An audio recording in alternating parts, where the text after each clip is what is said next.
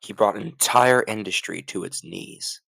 He deceived hundreds of characters for months, and he hardly even tried.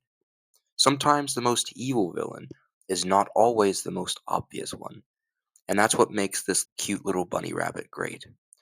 Watch till the end of this video and you'll understand why. Few villains have blended cunning, whimsy, and mystery as effectively as Boingo.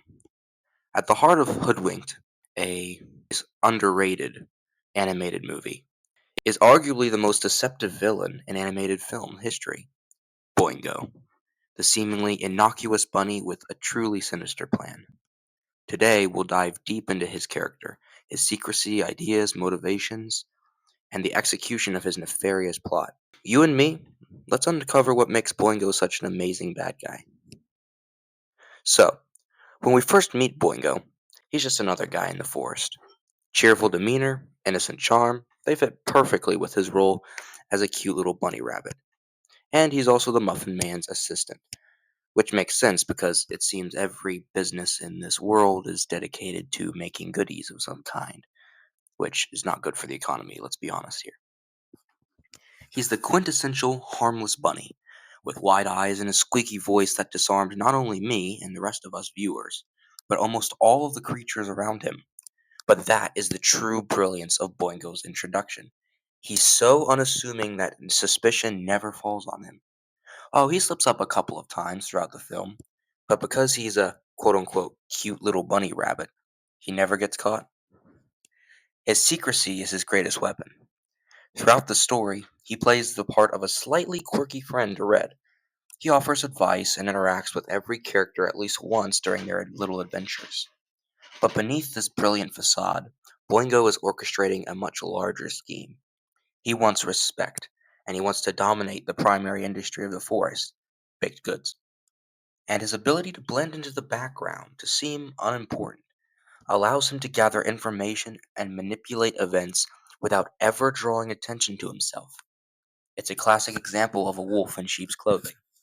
Boingo's plan is both ambitious and meticulously crafted, but he knows how to bide his time, making moves in the shadows until it is right to strike. He knows he can't muscle his way to victory, so he hires the toughest and baddest skiers, yes, I said skiers, that he can find. By leveraging the various fairy tale characters, each with their own quirks and motivations, he creates chaos and confusion. And his endgame? To steal Granny Pucket's secret recipes. He doesn't need them. He has every other recipe in the forest, it seems. But nope, he wants Granny Pucket's for some reason, because plot point.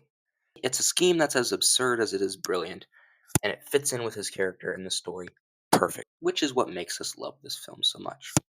So, what drives Boingo? Well, he said he wants respect, but at its core, his actions stem from a deep sense of resentment. He's tired of being overlooked and underestimated. He's tired of being the cute little bunny rabbit that everyone thinks he is. He mentions how all the bears will be ruled by the hares in his little sing along song, but his small stature and harmless appearance have relegated him to the sidelines of this world. And so his plot is, in many ways, a rebellion against the status quo. That's why he constantly encourages his crew to act, and be more scary, because he lacks the fear factor that breeds respect in this world. This adds a depth to his character. He's not evil just for the sake of being evil. He just goes about getting what he wants in a less than friendly manner. And the execution of Boingo's plan is as theatrical as it is cunning. Not only does he manipulate everyone, from the woodsman to the wolf, to achieve his goals, but in the cable car station scene, where Red confronts him, he drops his mask completely. Here we see him for what he truly is: calculating, ruthless, and entirely unrepentant.